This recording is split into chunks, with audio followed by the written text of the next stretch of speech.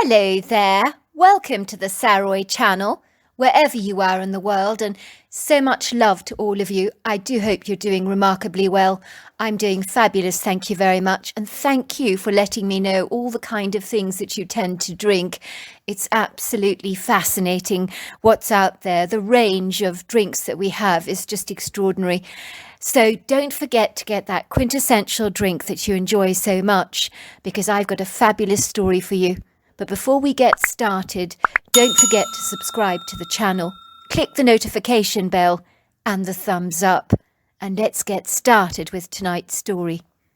Dear Sarah and all your lovely listeners, the fire crackled cheerfully in the grate, its yellow gold flames crepitating brightly, folding and burning the timber, and all eyes on this evening were glued to my grandfather, as the winds wailed outside the beguiling old-world farmhouse with its rustic provincial influences. The sky was lit up with the mesmerizing jagged yellow patterns of the ominous lightning that flashed across the sky like angry shooting stars. In the distance we could hear the heavy booms and crashes of thunder and the loud pitter-patter of torrential rain on the roof as the heavens opened and it began to pour. It was a cool night, and so the warmth of the fire offered great comfort for us as we huddled close together, and the storm seemed to complement my grandfather's story that he was beginning to tell us, as it brought that element of drama to this hair-raising account that left my brother Rupert and I completely gobsmacked, and really made me begin to wonder more about this strange world we all inhabit. For one thing I knew with certainty was that my grandfather was honest as the day is long, and was never ever inclined to make up fictitious stories. "Is it true, Gramps?" I said. "It is a very true story," Gramps said, rubbing his long white beard reflectively. "It's not a subject many talk about, but throughout history, all around the world, there have been hair-raising accounts about very strange encounters with direful hellhounds, and often they're considered harbingers of death. If you see one 3 times, that is. It isn't a surprise that not many would wish to talk about such encounters, but around these parts, a few of my father's friends had indeed spotted the very same hellhound that we encountered one dark autumn night." "So when did you see it, Grandpa?" I asked. "It was in 1947 to be precise, and I was 12 years old at the time, quite a grown-up 12-year-old, mind you.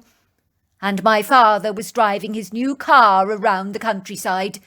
I think it was a Chrysler, and it only cost him about $800 to purchase. And in those days, I recall a gallon of gas was a whopping 18 cents.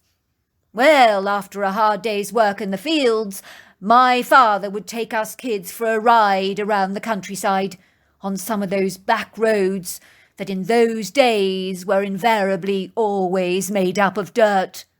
My mother would stay behind preparing dinner for all of us. It became a regular event for my father to take a ride in the car he loved so much at night before dinner, and we always loved the experience. One night I woke up to hear my father making a commotion in the kitchen. He was rattling cutlery around and so forth, as he didn't know his way around his wife's kitchen, which wasn't surprising, really. I was amazed he hadn't succeeded in waking up the whole household. I was to learn he was having a restless night and could not get to sleep. When he saw me standing there in my pyjamas, I think he was pleased for my company. He asked me if I fancied joining him for a hot chocolate, and I said, why not?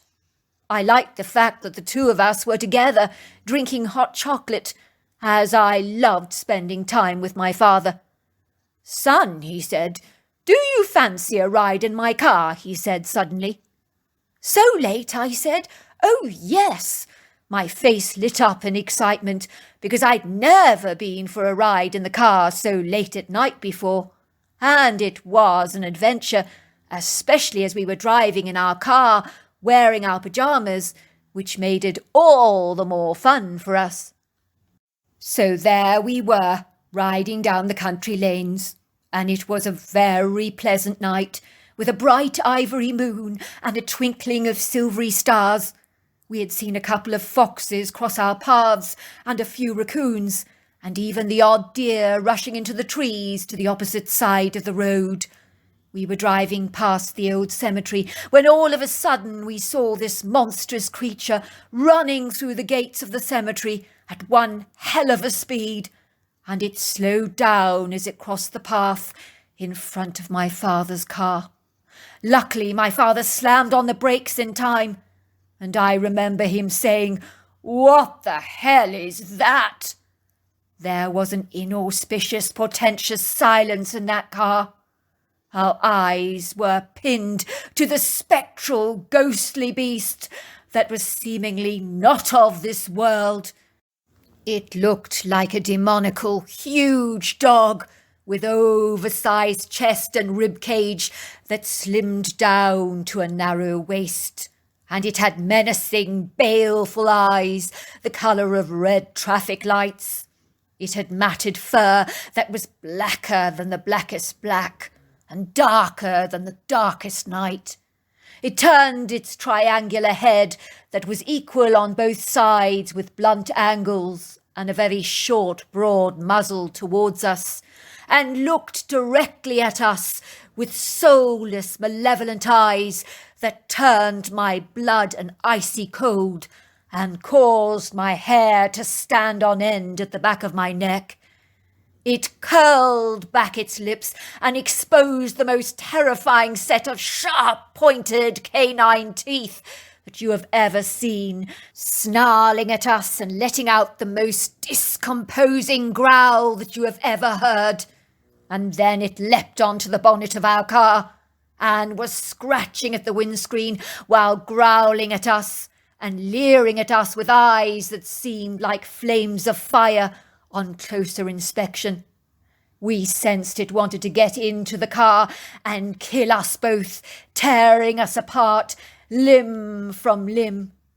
"Go, Dad," I screamed. "Go! Drive! Please drive," I said, the tears pouring down my face as the fear I felt was incapacitating, and I was so sure the weight of the dog would serve to break the windscreen, and then we would be dinner for this creature.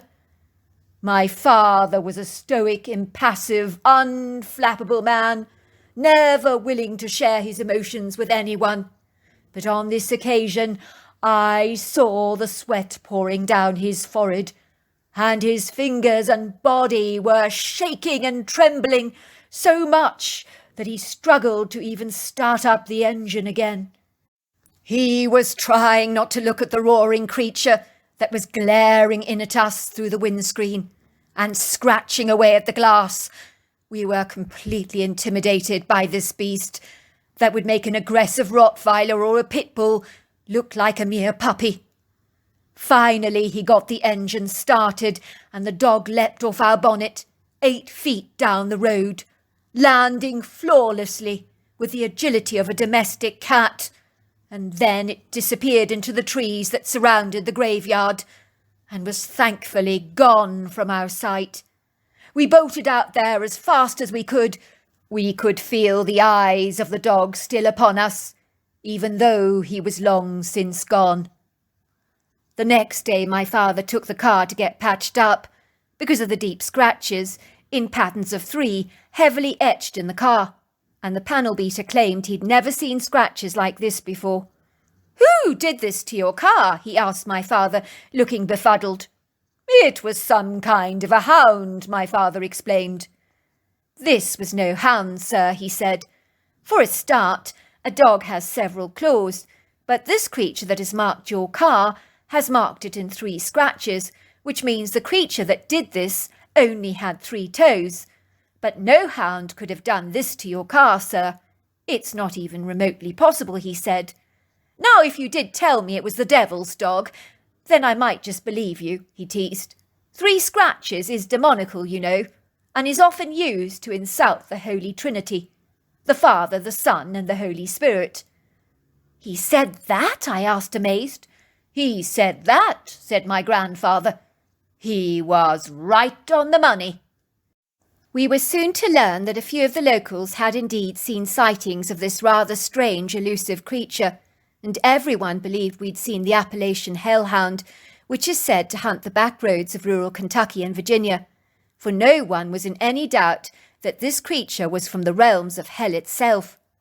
My grandfather also told me that one of our neighbours, a very likeable gentleman called Bobby Finley, saw the hellhound twice, and on the third time he saw it, he told his wife he knew he was going to die. He believed this hellhound was indeed a harbinger of death. "I've seen it 3 times, love," he told her. "I know it means I'm going to die." She scolded him, telling him to pull himself together and to stop being so ridiculous and melodramatic.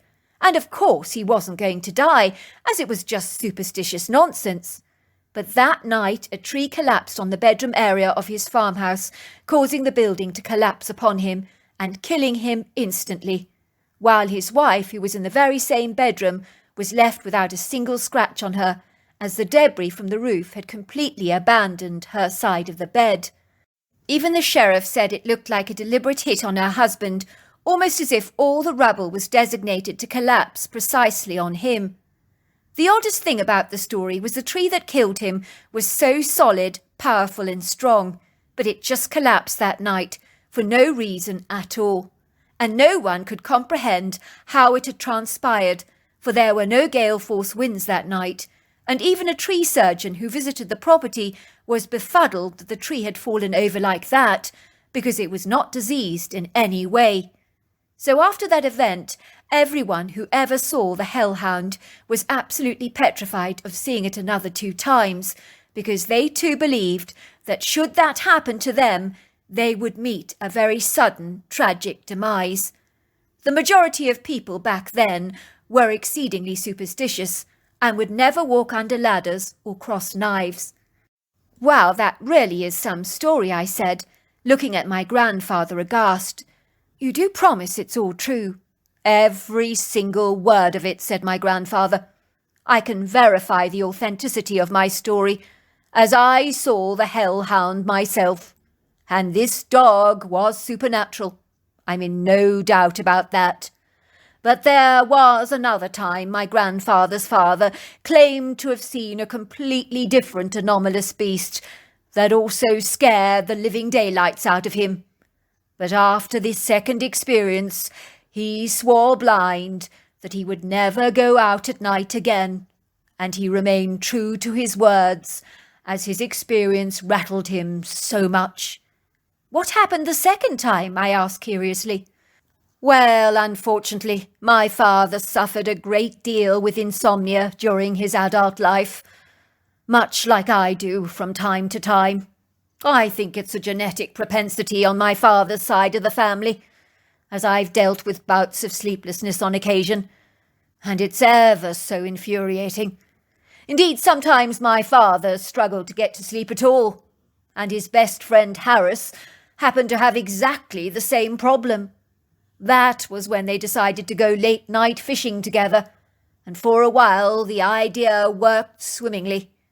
It would seem that fishing at night heralded great rewards, and both men would return home with sizable catches of fish, and were energized and exhilarated from the experience. One dusky, cool night in the summer of 1950, they walked to the lake to enjoy a stint of fishing together, under a kaleidoscope of pretty silvery stars, with the help of their portable lanterns. They both got this airy, chilling feeling that they were being watched by menacious eyes, and they perceived that something appeared not to be happy about their presence at the lake. They couldn't explain why they both had this same poignant revelation, but they used their lanterns to light up the area, but saw nothing there. Yet both men had a very certain uncanny inkling that they were still being watched, but foolishly disregarded those foreboding, intuitive warnings that told them to leave forthwith. But their desire to fish overcame their faint reservations. After fishing for a while, my father turned around to talk to Harris, as nothing appeared to be biting. He assumed Harris was sitting next to him, and was mortified to discover his best friend had completely vanished and was no longer beside him. In that moment he was filled with a discomposing feeling of impending dread, and sensed that something was very wrong indeed, and in great angst he began to call out for his friend desperately. And then he saw a familiar figure struggling in the water, and was relieved to see it was Harris, and unhesitantly he ran towards him and pulled him out. He was appalled to see that his friend was quite literally trembling in terror. "What the hell happened to you?" he asked Harris. "You're soaking wet. Did you just fall into the water? It's unlike you to be so clumsy and unsteady on your feet." Harris looked at my father with eyes as round as saucers. "Something huge with long hairy arms pulled me into the water," he exclaimed. "I could feel these powerful big hands gripping me, and something was dunking me under the water and trying to drown me. This thing, it was so large and powerful, and it held me down with such a brute force, and then it released its grip upon me. I felt like it was trying to drown me, but then it very suddenly just let me go. I really thought I was going to die. I've never been so terrified in all my life," he wailed. "You are joking," I said. "I wonder what the hell it was. Let's get out of here before it tries that little trick again. Something tells me we should have listened to our gut earlier on, when we sensed we weren't wanted around here. Something is making us feel very unwelcome." My father could see Harris was very distressed, so they gathered all their tackle together and were about to leave when suddenly this avalanche of stones were being thrown at them. But now they were so terrified that they hightailed it back to the farmhouse as fast as they could, and could see that something was following close behind them. They could hear heavy feet crushing twigs and leaves, and something was breathing very heavily like a dragon. They didn't dare look back and bolted to the house as quickly as they could.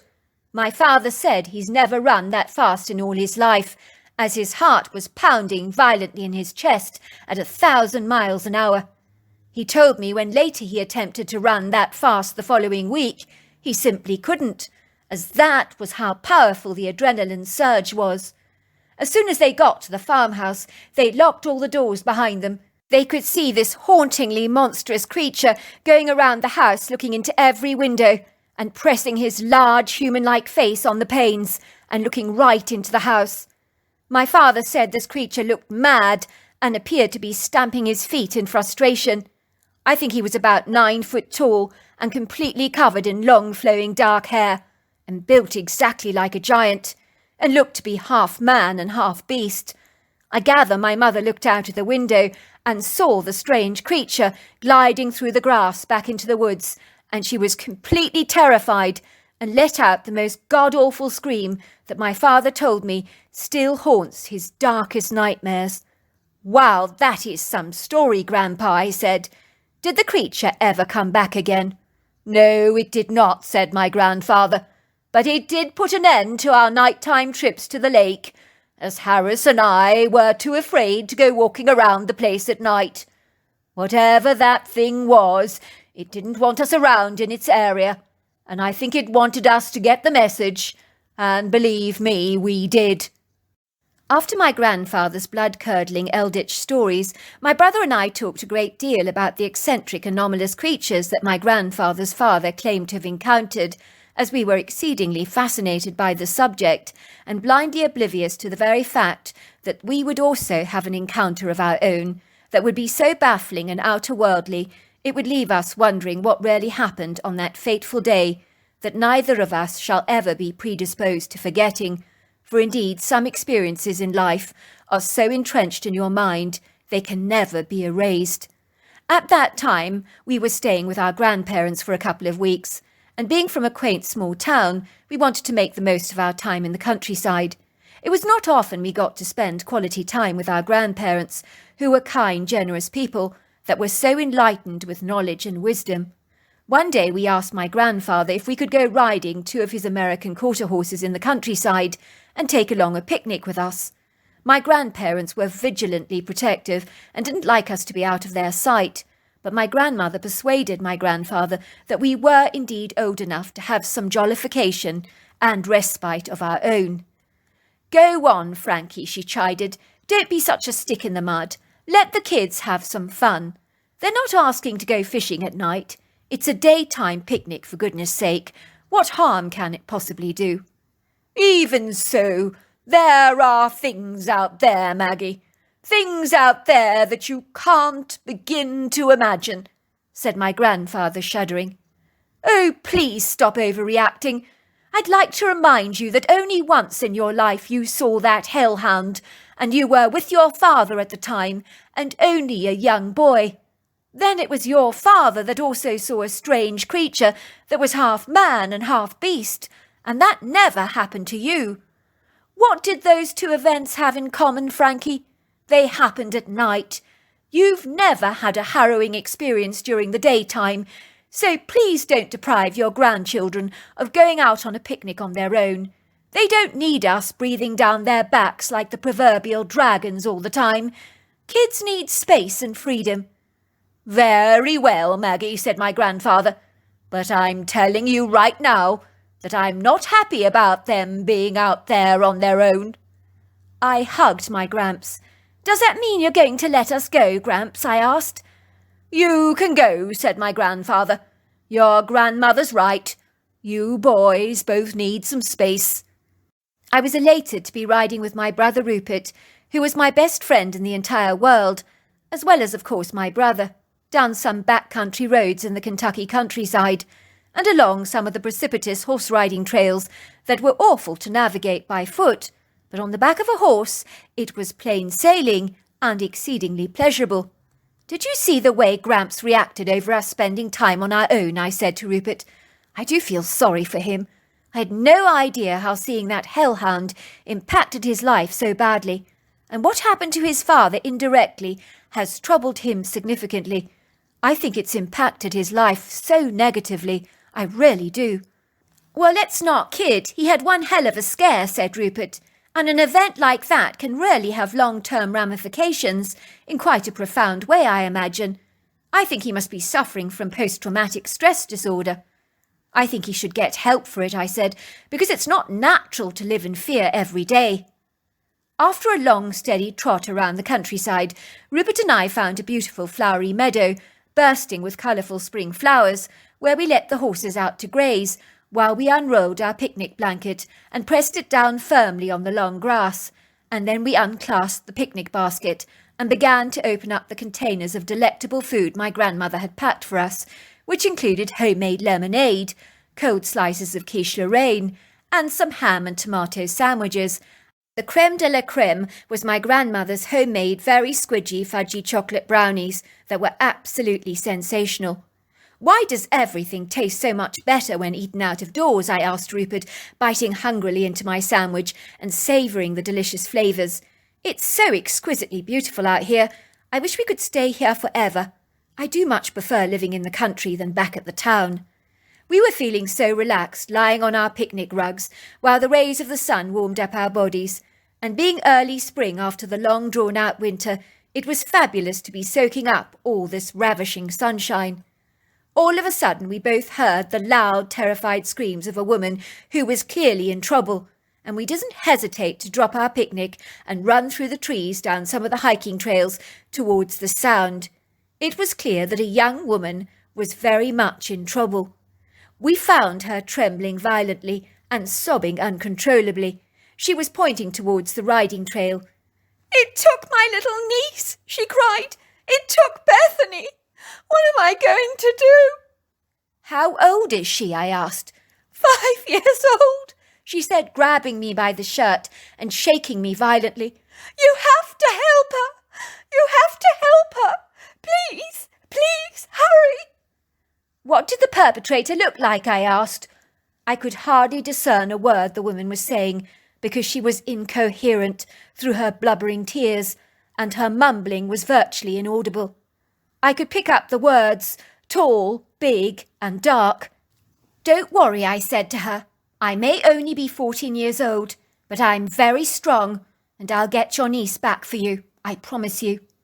I felt angry to think that some man had the blatant audacity to kidnap a young kid like this, but this wasn't the first time I'd heard of such insidious behaviour before.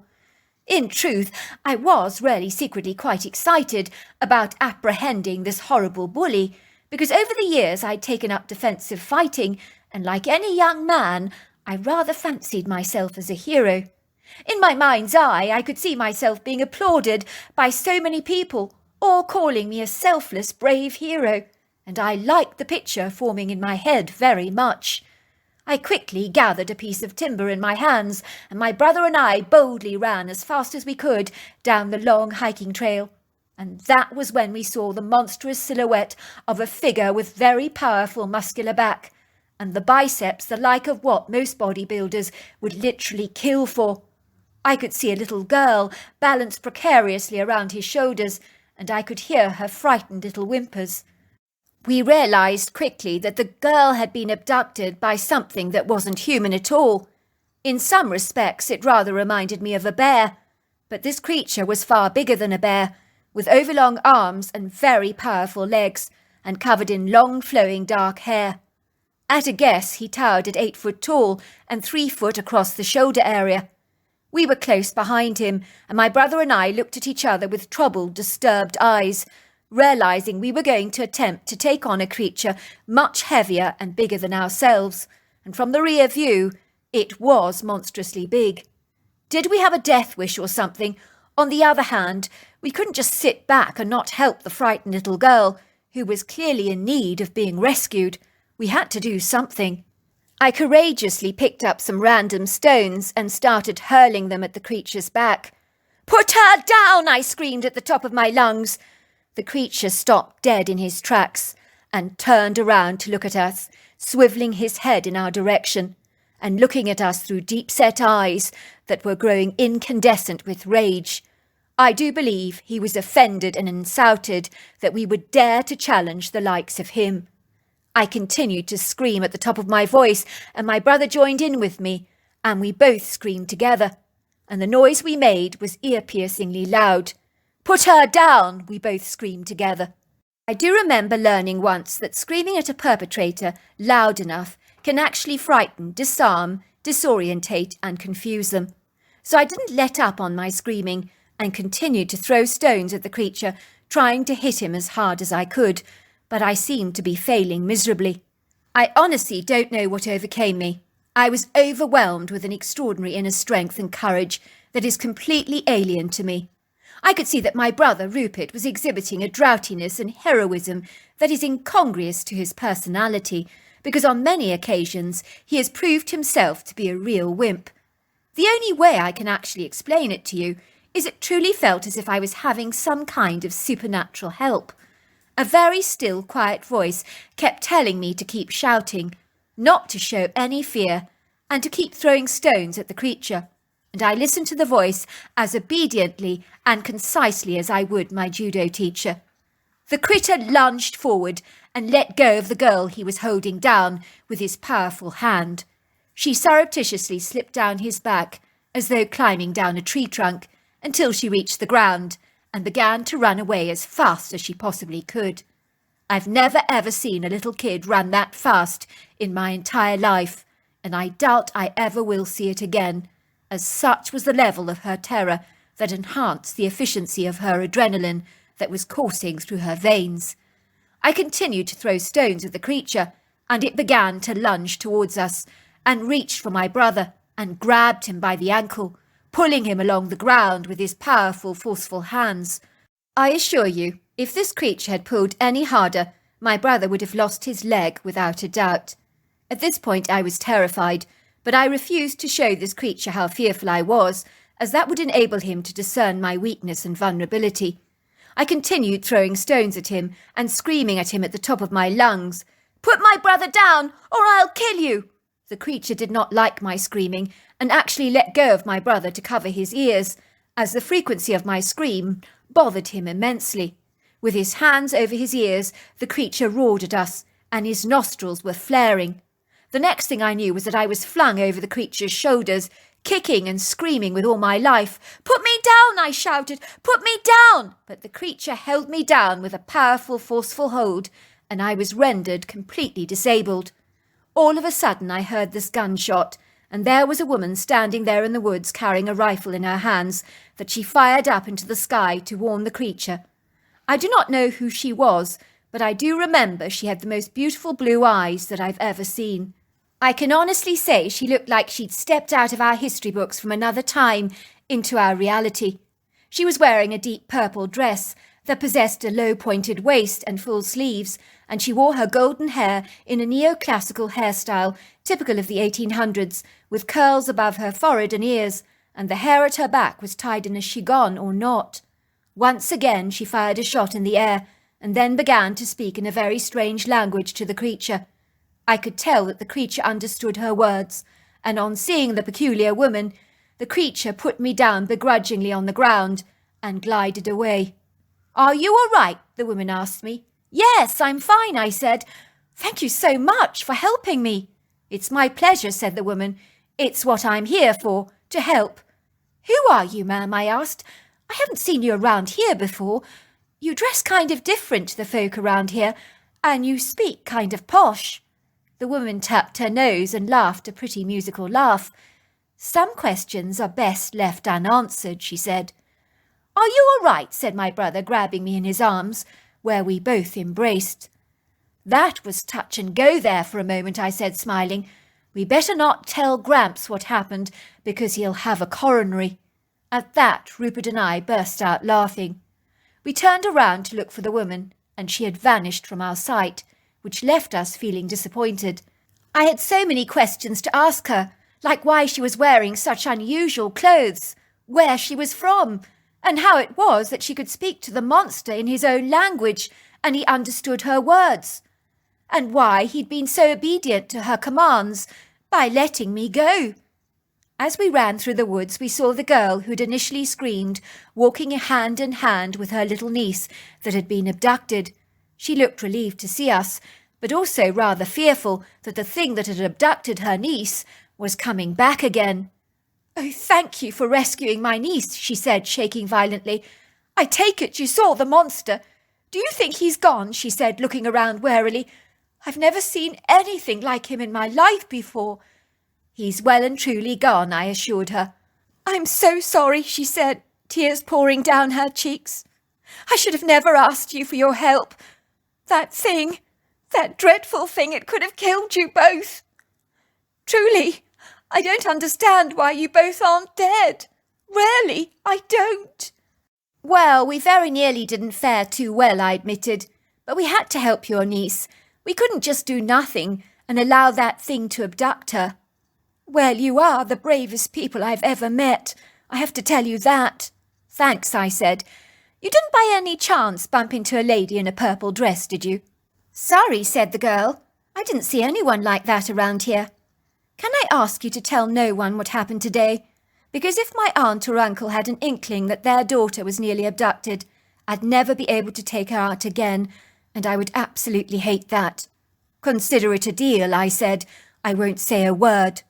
Of course, when we returned back to the farmhouse, we told our grandmother about the woman we'd seen in the woods with the purple dress, but about the incongruous creature we'd met, we told her nothing. My grandmother looked at us with a startled expression. "You saw the woman in the purple dress," she said. "There is an ancient legend of a woman in a purple dress, called the Lady of the Forest, who communicates with all the animals, and their stories going back 100 years of lone hikers being rescued by this lady in purple. But the moment they turn around, she's always vanished. But you boys weren't in a spot of trouble, so why you saw her, I can't even imagine." "How was the picnic?" my grandfather asked, looking at us with twinkling eyes. "It was great," I said. "See, your grandmother was right. I worry too much for no reason at all," he chuckled. Little did he realise how much drama we had both been through with a creature I now know is called Bigfoot, and a woman who stepped out of the pages of legend and rescued me, leaving my brother and I to conclude that legends may indeed be true accounts and not just fables or fanciful stories. So there you are. That's my story. What an incredible story! And I really loved the story about the hellhound. That was incredibly fascinating. If you enjoyed it, don't forget to subscribe. Until next time, goodbye and good night.